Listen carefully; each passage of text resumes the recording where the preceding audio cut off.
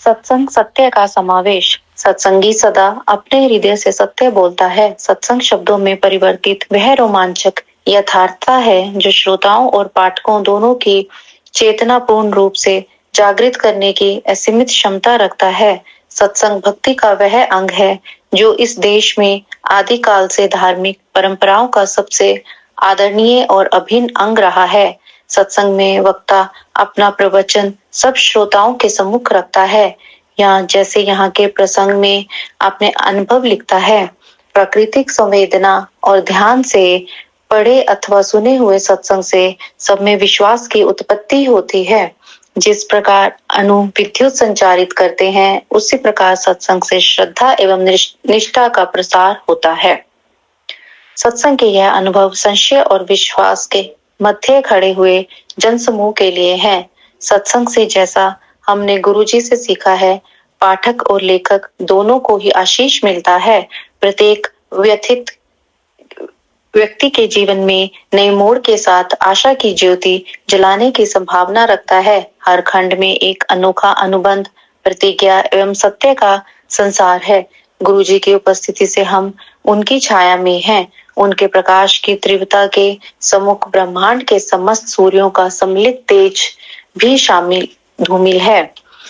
अनेक अवसरों पर प्रत्येक व्यक्ति अपनी अस्थिर शंका पर श्रद्धा के खड़ग से संहार करता है। संशय और विश्वास दोनों परस्पर विरोधी हमारे चारों ओर व्याप्त वातावरण के स्थायी निवासी हैं। यहाँ पर हर सत्य प्रसंग दर्शाता है कि संशय के सागर में डूबी हुई आत्मा ने कैसे अपने स्वाभाविक रूप पर पुनः अपना अधिकार स्थापित किया। विश्वास के अंधकार में लुप्त सत्य, श्रद्धा, भक्ति और आस्था का पूर्ण जागरण होता है।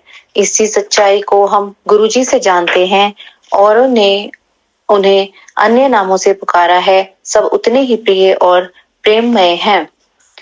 यह सत्संग आपको जो संभवतः अभी भी सोच रहे हैं कि सत्य के भवसागर में छलांग लगाई जाए या नहीं, आगे बढ़ने की प्रेरणा देता है। आगे बढ़कर तेजी से कूद जाइए, प्रणव सदा आपके सदा है। यह कथाएं पूरे विश्व में फैले हुए अनगिनत भक्तों पर हुए चमत्कार हैं। परंतु चमत्कार क्या है? वह तो आत्मा से उत्पन्न हुआ सत्य है। आत्मा तो उस सत्य को सदा से पहचानती थी। इस भौतिक संसार की माया में वह डूब गई और उस सत्य से भक्त अनभिज्ञ हो गए। यह चमत्कारिक सत्य सर्वप्रथम प्रेम और आस्था का प्रतीक है। तत्पश्चात वह हमारे सामान्य जीवन में प्रतीत होने वाली अलौकिक घटनाएं हैं।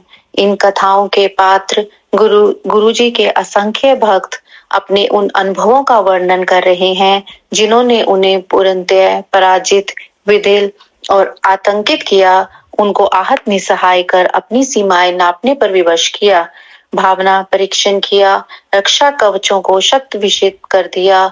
किंतु इसी से ही उन्हें शक्ति, साहस और चिरस्थायी आशा की प्राप्ति हुई। वह सब उस असाधारण उत्कृष्ट दिव्य धारा में प्रवाहित होकर अपनी आप बीती व्यक्त कर रहे हैं। गुरुजी का आदेश प्रसारित करने वाले यह वृतांत ही हमारे वास्तविक मित्र हैं और उस आदेश का पालन करना नितांत आवश्यक है। इन सत्संगों में गुरुजी की ऊर्जा है। वह न केवल यह आभास देते हैं कि गुरुजी ने आपकी अलौकिक शक्तियों से कैसे अपने भक्तों को भला कर उनका पोषण किया है, इसमें वह ऊर्जा भी संग्रहित है जिसका आनंद लेकर आप भी उसका लाभ उठा सकते हैं। प्रत्येक सत्संग में अपने भक्तों के लिए गुरुजी के अपार स्नेह और वेदना के दर्शन होते हैं। अब समय आ गया है कि उनके भक्त उनके आदेशों का मन, वचन और कर्म, मनसा वाचा कर्मणा से पालन करें और उन्हें कभी भी न भूलें। यह सत्संग कल्प वृक्ष के अगण्य पत्तियां हैं। प्रत्येक एक प्रेम गीत गाती है। श्रद्धा से परिपूर्ण हर सत्संग में गुरुजी और उनके भक्त की परस्पर स्नेह प्रतिष्ठित है। आशा करते हैं कि यह अनुभव इन भक्त लेखकों की भांति आपके हृदय के तारों को भी हिलाकर मन में अति सुरमय, मधुर, दिव्य संगीत भर देगा। क्या अनहद जैसी मिठास अन्यत्र कहीं मिल सकती है? दिसंबर 1999 की शीत ऋतु में मेरे लिए एक अति भयानक समाचार लेकर आई थी। धीरे धीरे मेरी आवाज कम होती जा रही थी और थोड़े से शब्दों के उच्चारण के लिए भी मुझे विशेष प्रयास करना पड़ रहा था। कर्ण, नासिका और कंठ विशेषज्ञ से मिलने के पश्चात यह लग रहा था कि दिल्ली की यह शीत ऋतु और धुंध निरानंद होते हुए भी प्रतिकूल होने वाली थी। विस्तृत जांच पड़ताल के पश्चात विशेषज्ञों ने शल्य क्रिया का परामर्श दिया, जो सर गंगाराम चिकित्सालय में करी गई। मेरा बायोप्सी का परिणाम आने पर हमारी आशंका की पुष्टि हो गई। कंठ में मेरी सूजन असाध्य प्राणघातक कर्कट रोग बन चुका था। जब मेरी वाणी विकृत होने लगी, उसके मात्र 2 मास पश्चात मैं जैसे नर्क में पहुंच गया था और इसका कारण समझ पाने में असमर्थ था। मैं सिगरेट, मद्य, तंबाकू या पान का सेवन नहीं करता था, पर ईश्वर ही पालक है। अपनी शल्य चिकित्सा के क्रिया के पश्चात 3 सप्ताह के विश्राम काल में, जिसने मुझे कुछ भी बोलने की मनाही थी, मैं गुरुजी की शरण में रहा। मैं और मेरी पत्नी, हम दोनों गुरुजी के पास मेरी दुर्दशा की अवस्था में पहुंचे थे, किंतु उससे पहले एक और परीक्षा देनी थी। चिकित्सालय से आने के बाद 5वें दिन मेरे गुरुजी के पास जाने की अटूट अभिलाषा जागृत हुई। संयोग से उस दिन अत्यधिक वर्षा हो रही थी। मेरे परिवार के सदस्यों ने मुझे किसी और दिन जाने की सलाह दी, पर मैं नहीं माना। मेरा मन पक्का हो चुका था। मेरे अंदर उसी दिन जाने की आवाज उठ रही थी। एम्पायर स्टेट से गुरुजी के स्थान तक चलते हुए एक अद्भुत सुख का आभास हुआ। गुरुजी अपने रंगीन लंबे लबादे में अपने स्थान पर आसीन थे। हमारा परिचय करवाकर हमें राजसिक रक्तिम कालीन पर आसन ग्रहण करने को कहा गया। गुरबानी के पवित्र शब्द वातावरण में रस खोलकर उसे और मधुमय कर रहे थे।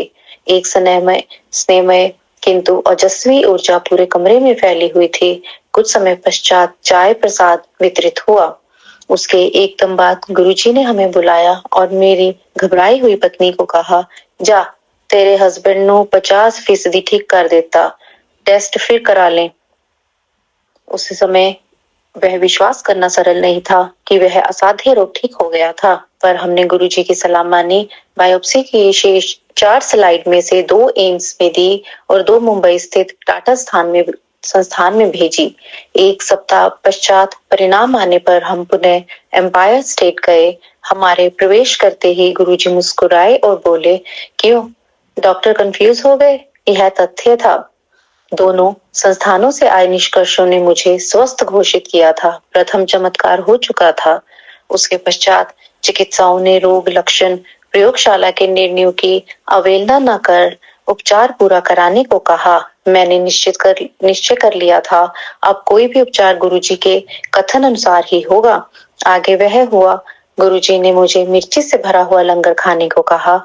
चिकित्साओं के अनुसार, जिन्होंने मुझे केवल उबलता हुआ खाना खाने के निर्देश दिए थे, मिर्च निषिद्ध थी। गुरुजी ने मुझसे उच्चारण भी करवाया और घोषित कर दिया कि मैं पूर्णतः स्वस्थ हूँ।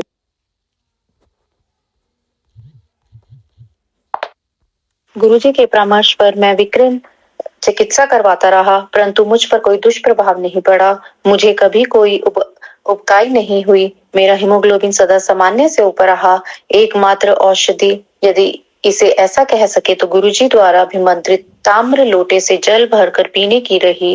इस क्रिया में पूरी रात्रि जल भरकर रखने के पश्चात प्रातःकाल आधा पीकर शेष से स्नान करता था।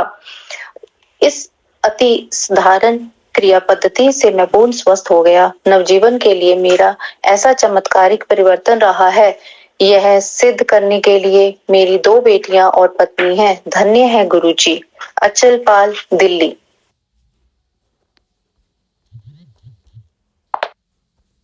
उनमें शिव ज्योत का निवास है। मैं गुरुजी के संपर्क में 1986 में आया। उनके भीतर शिव ज्योति का वास है। शिव की भांति गुरुजी मानवता के लिए प्रेम एवं करुणा का प्रतीक हैं। गुरुजी के समक्ष आस्था से आए हुए प्रत्येक व्यक्ति का कल्याण होता है।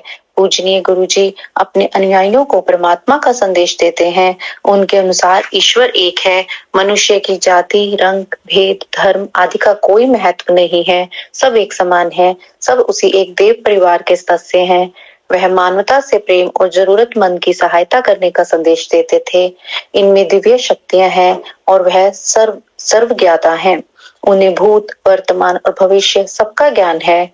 उन्होंने ईश्वर सदृश चमत्कार किए हैं और मरणासन रोगियों को असाध्य रोगों से मुक्त किया है। सर्वत्र कृपा। मुझे अनेक बार गुरु कृपा का सौभाग्य मिला है। 1987 में मेरी पत्नी को अंदरूनी सूजन हो गई थी। असाध्यता रोकने के लिए चिकित्सकों ने तुरंत शल्य क्रिया का सुझाव दिया। हम शल्य क्रिया की सफलता के लिए गुरुजी के पास पहुंचे और उन्होंने रोग एवं चिकित्सकों से परामर्श के बारे में बताया। गुरुजी ने उसे अमृत देकर कहा कि शल्य क्रिया की कोई आवश्यकता नहीं है। गुरुजी में निष्ठा होने के कारण हमने शल्य क्रिया नहीं करवाई। 2 वर्ष के उपरांत एक दिन मेरी पत्नी को पेट में दर्द हुआ। चंडीगढ़ के सर्वोत्तम चिकित्सालय द्वारा परीक्षण में सूजन का कोई प्रमाण नहीं था, वह केवल उदरशूल था। गुरुजी 2 स्थानों पर एक साथ। 1992 में मेरी माँ बहुत बीमार हो गई और चेतना खो बैठी थी। 95 वर्ष की आयु में उनके जीवित रहने की संभावना बहुत कम थी। 28 फरवरी को जब मैं अपनी माँ के कष्टों को नहीं देख पा रहा था, मैंने मन ही मन गुरुजी से, जो उस समय जालंधर में थे, आकर उनको शांति देने के लिए प्रार्थना करी। उसी समय सांझ के 6:30 बज रहे थे। मेरी प्रार्थना करने के कुछ ही क्षण बाद गुरुजी के ने सामने के द्वार से, जो अंदर से बंद था, प्रवेश किया। हम उनको देखकर आश्चर्यचकित थे। गुरुजी ने मेरी पत्नी को एक गिलास में जल लाने को कहा, जिसे उन्होंने अभिमंत्रित किया। उन्होंने माँ को 2 चम्मच जल पिलाने को कहा और बताया कि वह अर्धरात्रि में 2 बजे तक जीवित रहेंगी। गुरुजी फिर 10 मिनट तक बाहर नहीं आने का निर्देश देकर चले गए। उस अंतराल के बाद हमने बाहर आकर पुलिस द्वारा नियुक्त पहरेदार से गुरुजी के बारे में पूछा, तो उसने अनभिज्ञता व्यक्त करी। उसके अनुसार कोई भी अंदर नहीं गया था। मैंने तुरंत जालंधर फोन किया तो मुझे बताया गया कि वह तो उस समय जालंधर की संगत में बैठे हुए थे। उसके बाद हमने माँ को जल पिलाया और गुरुजी के कहे अनुसार रात्रि को 2 बजे उन्हें मोक्ष प्राप्ति हुई। अतः गुरुजी एक ही समय 2 स्थानों पर थे, जालंधर में संगत में और हमारे घर पर। शिव दर्शन। मेरी पुत्री भी गुरुजी की भक्त है। 1998 में गुरुजी चंडीगढ़ के सेक्टर 33 में रहते थे। जब मेरी बेटी गुरुजी से प्रार्थना करती थी तो वह शिव दर्शन की कामना करती थी। एक दिन प्रातः उठने पर अपने कक्ष में गुरुजी के सब चित्र शिव रूप में परिवर्तित हुए देखकर वह चकित रह गई।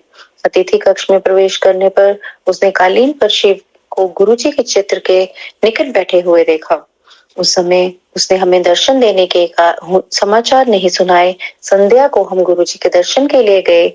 गुरुजी के निकट जाने पर उसे गुरुजी की मुखाकृति के चारों ओर अद्वितीय प्रकाश दिखाई दिया और वह उसकी प्रबलता सहन नहीं कर पाई। यह देखकर वह मंत्रमुग्ध हो गई और जोर जोर से रोने लगी। उसने गुरुजी में शिव का अनुभव किया था। हमने गुरुजी से उसकी इस अवस्था का कारण पूछा। उन्होंने उत्तर दिया कि वह शिव दर्शन के लिए प्रार्थना करती रहती थी, अतः उन्होंने उनकी मनोकामना पूर्ण कर दी। उपचारात्मक जल। 28 अप्रैल 1998 को स्नान कक्ष में गिरने के बाद मेरी 3 पसलियां टूट गई। मुझे चिकित्सालय में प्रविष्ट करवाया गया। 15 मई को मुझे लखनऊ के पीजीआई में भेजा गया। प्राशव्य चित्रण और ईसीजी परीक्षण के परिणामों से मेरे हृदय को क्षति होने का प्रमाण सामने आया। हृदय पर छाया बनी हुई थी। 29 मई को मैंने doctor Mahesh Chandra king George medical college में हृदय रोग के विभागाध्यक्ष से परामर्श लिया तो वह पुनः वही परीक्षण कर उन्होंने भी वही निष्कर्ष सुनाया। 2 जून को मैं गुरुजी के दर्शन हेतु दिल्ली आया। मैंने उनको चिकित्सकों से निर्णय से अवगत किया। उन्होंने 1 गिलास जल मंगाकर मुझे अपनी कमीज के बटन खोलने को कहा। उन्होंने गिलास के जल में मेरे वक्ष स्थल पर छींटे मारे और मुझे स्वस्थ घोषित कर दिया। साथ ही उन्होंने पुनः परीक्षण करवाने का निर्देश भी दिया। 1 दिन के बाद डॉक्टर खड़लेपिया दिल्ली में सेना रेफरल और रिसर्च चिकित्सालय के विभागाध्यक्ष ने मेरा परीक्षण किया। उन्होंने भी वही परीक्षण दोबारा कर मुझे स्वस्थ घोषित किया। मेरा हृदय ठीक से कार्य कर रहा था और उस पर कोई छाया नहीं थी। पिछले परिणाम देखकर वह अचंभित हो गए और कहने लगे कि 29 मई और 3 जून की मध्यावधि के में केवल किसी चमत्कार से ही ऐसा हो सकता है, अन्यथा हृदय की अवस्था में ऐसा सुधार असंभव है। लखनऊ लौटने पर मैंने वह परिणाम चिकित्सकों को दिखाए और चिकित्सकों ने उनका भी वही निर्णय था। उन्होंने कहा कि चिकित्सा से यह परिवर्तन संभव नहीं है। उस समय से मैं बिल्कुल स्वस्थ हूँ। ऐसा है गुरुजी की दिव्य शक्ति। जय गुरुजी, शुक्राना गुरुजी, अनंतम अनंतम अनंतम तहे दिल से शुक्राना गुरुजी। गुरुजी,